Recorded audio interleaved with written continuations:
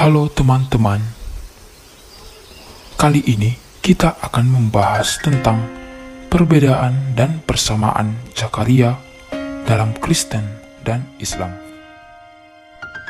Jadi ada beberapa sumber yang akan kita pakai, yaitu tafsiran Matthew Henry Injil Lukas 1-12, John Dolphin Illustrated Bible Dictionary, Kisah Para Nabi oleh Ibnu Katsir, dan tafsir Perjanjian Baru Injil Lukas.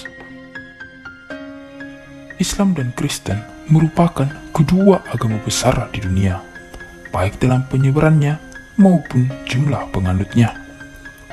Tentu terdapat banyak hal yang sama dan juga hal yang berbeda dalam kedua agama tersebut. Misalnya dalam kepercayaan, ajaran, dan praktik agama. Secara khusus, kita akan melihat persamaan dan perbedaan itu dalam video ini yang memusatkan akan satu tokoh, yakni Zakaria. Langsung saja kita ke persamaannya.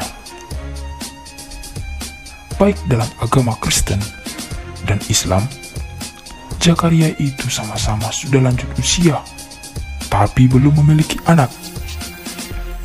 Kedua, istrinya juga lanjut usia dan mandul. Ketiga, Zakaria dan istrinya adalah orang yang saleh. Keempat, Allah mengabulkan doanya dan istrinya mengandung. Dan kelima, dikaruniai seorang anak laki-laki. Kalau dalam Islam, anak laki-laki itu bernama Yahya bin Zakaria, dan dalam Kristen, Yohanes Pembaptis. Dan yang keenam, mengalami keadaan bisu.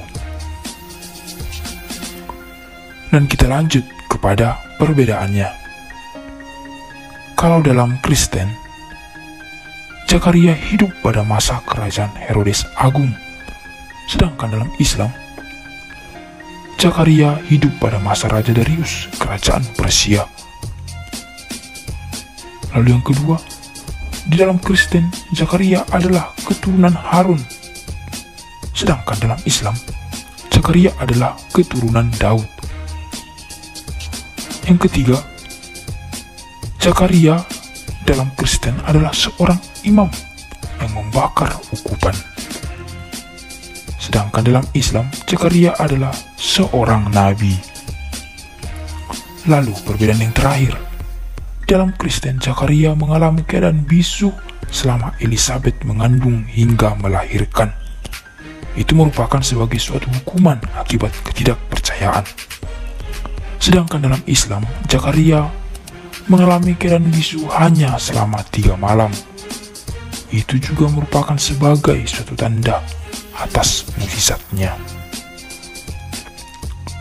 Perbedaan atau persamaan tentang Zakaria dalam Islam dan Kristen bukanlah suatu kontroversi yang harus dibesar-besarkan. Justru dari keberagaman ini muncul satu persatuan. Artinya, kita dapat memperluas wawasan tentang Zakaria, baik dalam versi Islam maupun Kristen.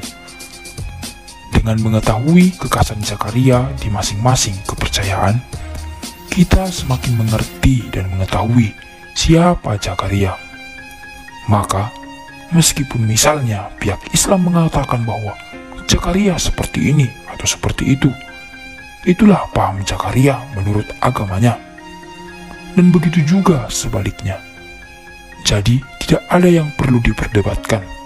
Yang diperlukan adalah pengetahuan dan pemahaman akan Zakaria, ayah dari Yohanes Pembaptis atau Yahya bin Zakaria.